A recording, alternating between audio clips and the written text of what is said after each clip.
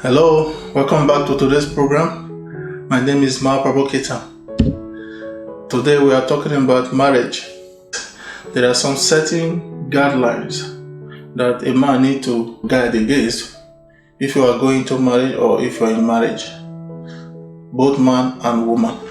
So, number one is this. We'll start with women, ladies first. A woman should not think that she is wiser than her husband. No, when a woman, because in religion, in tradition, in every aspect, a man is the head of the home. So you as a woman, you've been very intelligent, but there is a wisdom that God has given to a man. Even if you have a little son, there are some certain, you yourself, you will notice some certain difference between you or your little brother or grown up. There is a wisdom God has used to create man that the women don't have. Intelligence is different. Before you go into marriage, you shouldn't see yourself more superior than your husband. You shouldn't just say, okay, I just want to marry because it is my time to marry. Fine, you have to marry, but you shouldn't marry somebody you felt you are wiser than. If not, you are going to have problem in your marriage. I'm not trying to bring the women down. We'll still talk about the men. Sorry for the women. We'll still talk about the men. So, for you not to have problem, this is one of the guidelines you need to guide against. You need to see your husband as the head of the house. Because a man's duty in the house, a woman has a duty and a man has a duty. A man's duty in the house is to protect the woman, the family, the woman and the family. He protect them, the children. He take good care of them. You as a woman, you are not supposed to have a spiritual leader without the presence of your husband. I don't know if you understand what I mean. Any woman that have a spiritual leader in terms of maybe she is trying to protect the house. For example, when I said you don't think you are better than your husband, sometimes you felt that your husband doesn't know anything. Then it is you that is very wise. So you went to seek a good, powerful spiritual man, a man of God or any traditional man, whatever you call it. When your husband is not aware, or even when your husband said he does not want, you go on your own, seeking help without the presence of your husband. The man is in charge. When the man comes up, it is he that will not take you along. For example, if you are churcher, those that are Christian, you are going to church. It is the man that will decide, this is my church. You follow the man to our church. If the people are maybe is a Christian or any traditional stuff that the man is doing, then you don't have any other option than to follow, because it's your husband. You choose the husband. You have to follow your husband. Then number two, as a woman, you shouldn't keep secret outside your marriage. Keeping secret outside your marriage will destroy your marriage. Even if you think it's a good idea or it's a bad idea, no matter how you see it, maybe your husband may not accept it.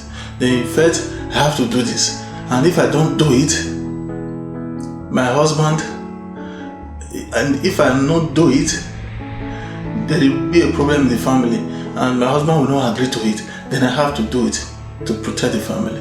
It is not your duty to do that. Because these are the things, when I'm saying this, I'm not saying maybe you have a problem, your family should not solve it. You should, before you get married, you should know your kind of person, and you should know the kind of man you are getting married to. Not that when you go there, you disobey the law of God. Because all these things we are saying is the law of nature. There is no way you will break the law of nature that you will not pay for it. You will definitely pay for it. That's the truth. So doing things secretly, it can ruin your marriage. From little back, the more you try to cover your secrecy, the more you create problem. The more you try to cover your secrecy, the more you create problem. Number three, your husband's family. They are very important to you. You have to see them as your new family. There is always step and down. The step and down is most of the family member may be envious of you, thinking you are coming and you will not take control over their brother. It's always there. And this problem always comes from the women. Women don't usually like themselves. So if you are having problem in your marriage home now, you will see that it's your fellow woman that is in that family that is causing the little problem you are having. Before a man will come and give you a problem, it's very difficult.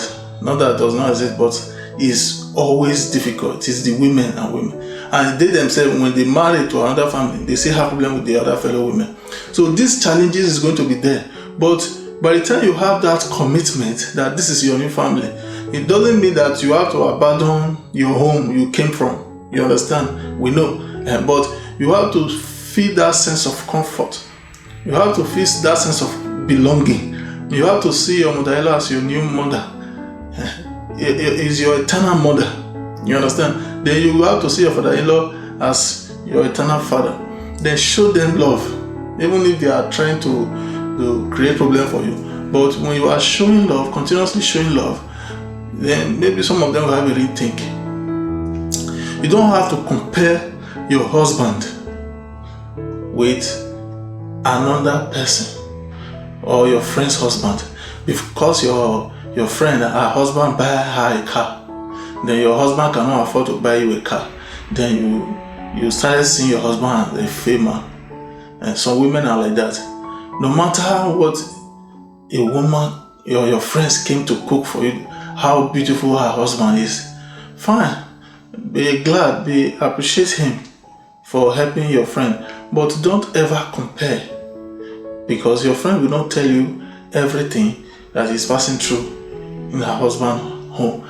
Some friend will come and tell you the flowering words, they won't put them again inside. Then you will be having problem with your husband at home. Don't think like that, don't do like that. You see your husband, you like her, you like him the way it is. That is why you took the vow. You took a vow. It's not something, it's not just a verbal thing. It's not a material thing, it's a vow. It exists in universal law. By the time you take that vow, you become bound with it forever and ever. When you break it, God will punish that soul. It is the truth, because it is the promise that you have to keep. You said for better and for worse, until death do you guys part. So taking the vow is something you have to do. Reason before you go into.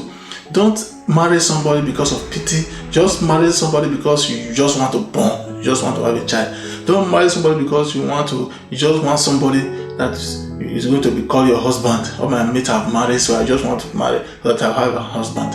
By the time you don't keep to the rule of your wife, you can never be happy. You can never be happy in your home. No matter how you pretend, you can never be happy. So that is why when you want to marry, first of all, you have to know what is marriage. Ask your mother. Your mother will make you understand. If you don't have a mother, you must have somebody respectable, somebody, and go to the scripture, go to the Srimad Bhagavatam, go to Bhagavad Gita, go to the Bible, go to the Quran. Depends on the religion you are into. Go and study how a woman should behave in husband's house. So you shouldn't be carried away. Don't be carried away by material things. Don't be carried away with what happened in your friend's home or your brother's home or your sister's home. You have to come together, follow the rules, see to the rules of marriage. We know the love is another part, it's a different part. Because when you keep to the rules, then love will be able to stay. But with love, without rules, it's going to create problem for you. Big problem. When a little thing happens, become heartbroken, you become frustrated, resort to suicide, resort to hunger, resort to killing. So many things can happen when you are so much in so most of all we call it lust anyway, but it's commonly people call it love, because there's a big difference between love and lust. You can love everybody, fine. You can love your son, you can love your brother, you can love your sister, but you cannot have sexual intercourse with everybody. So that person that you have sexual intercourse, there is a level of lustiness between you and that particular person. So that lust, that spirit of lust is very dangerous. It can lead to destruction. That is what normally causes problem, breaking of home, resulting to cheating, those things. And when you see that your husband cheat on you, then there's a problem. So if we study the scriptures, look into your tradition. If a husband sleep outside his marriage, what is the position of a wife? That is what you should be saying. Stop saying modern things. Stop agitating your mind. You have to have confidence in your man before you marry, because the mistake you make in marriage live with you forever, even if the marriage lasts for one day. Yes, that's what I will go to that of men. Number one, men. So do never treat your wife. You should never, ever treat your wife the way your family wants you to treat your wife. The suggestion must come from your mother, most especially your sister, or from your father, your family, anybody, mostly from the women aspect. They must come in. Just know, no matter what, most of them have a jealous mind, a little jealous mind, because when the wife now take over, even if because you now have a home, so it is you and your wife that is reasoning now.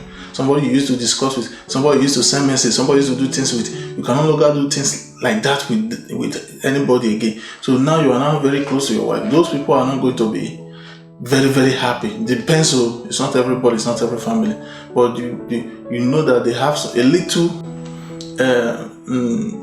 grudges in their mind, but it's a thing that they cannot stop. So you should have that in mind in case if they want to advise you against your wife. Not that if you are making a mistake, a senior person from your family can advise you if you are making a mistake. And there are some certain things they need to also advise you a decision to take in your home. You understand? But you have to be very, very careful. You have to be very, very careful. You have to plan with your wife. It is you and your wife that will plan. It is you and your wife what to do, what she does not accept, what she does not agree to.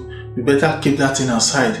But if it is very important, you explain to her, make her understand the reason why that must be done. So you have to see your wife as your best friend. You have to, it's not your manager. You are the MD of a bank, he is the manager. Before you take an idea from people, you take an idea from this one, you take an idea from friends, you take an idea from the other, then you will be confused, then you overreact. By the time you overreact, by the time your head comes down, you see you have destroyed so many things. That is that. Never take idea from people how to deal with your wife. She is your wife. You have to guide them. Look the scripture. One thing is that you have to be very, very strong in the Lord. Try to have a material, you have to balance material and spiritual. Don't say you don't have time for those things. The word is not like that. It's material and spiritual. If you are a Christian, remain firm. Look for a qualified advisor, spiritual leader in that Christendom, that if you have difficulties, that you can share with, and it will put you on the right perspective. Don't sharing the problem of your wife with somebody that have eye for your wife. They will advise you, is even waiting for how you will scatter your home. You understand? So that you can take over your wife. So stop dealing with people that you know they may have something against you in your mind.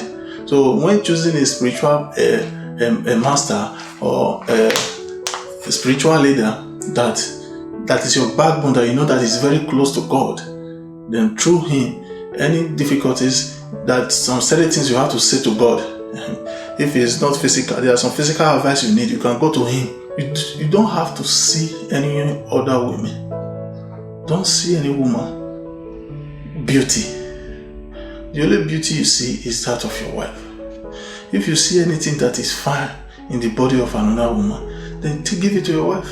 Don't marry out of pity. Don't marry out of money. Don't marry somebody that your dream of person that you would like to spend the rest of your life with. Anybody that does not have that characteristic, you shouldn't marry such person, such woman. So if this woman that you marry had most of those characteristics, you may not have the one that have all, but you can mold her. You can take good care of her. So before you go into marriage, know the character of a woman that you are married that suits your kind of person. Tolerance is the key. Just like your child always pour water on the ground, made mistake. You say, what is wrong with you? No, Come and clean it, they will clean it. Tomorrow you try to play again, we mess up the ground again. Women are like that. Women are like that. They make, although they don't behave like child, but sometimes they make the same mistake over again and again and again. You understand? So when you have this understanding, you will be able to tolerate. If you are not tolerant, you become so hostile, the woman will start being afraid of you, and they will be the one that create problem, and you will have reacted. They will start seeing you as a monster, and they are the one that is creating problem. So this time around, you have to be tolerant. You have to see them. Sometimes they do things. Sorry, women, you use the heart of your little baby. Have that heart for women, but always try to control them. Because of this leads us to the next point I want us to know. It leads us to the next point I want us to know. You have to know that women, don't allow your wife to take some drastic decision in your home. There are some certain things you want to do. He will tell you, honey, don't do it, and you really not do it. Sometimes you have problem. That thing will not create problem. There are some certain decisions she will ask you to take. Then after taking it, it creates problem. You understand? So you shouldn't allow your wife to be taking some drastic decision. You as a man should be capable, and things you felt that is not proper, you should be able to stand by it. You should be able to stand by that. This thing is not proper. I'll display to her over and over again, make her understand. Don't say okay, and you know that thing is going to fail, and you say to avoid problem, I agree, and tomorrow that thing will fail. If something happens, it is you, God. It is you, God, will hold responsible for the life of your wife, your children, because you are the head of the house. You see the scripture in Bhagavad Gita. Those of us that are a Krishna is there. Those of you that are Christian, go and check it. A man is the head of the family. That is why you are called husband. Husband means to take care.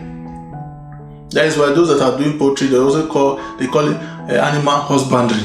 You understand? So as a husband, you have dominion over your family. So you are the head. When the head cannot make the right decision, then that head has a problem. Thank you, brothers and sisters. We'll see you again next time. I hope this message makes you in good health. Ciao.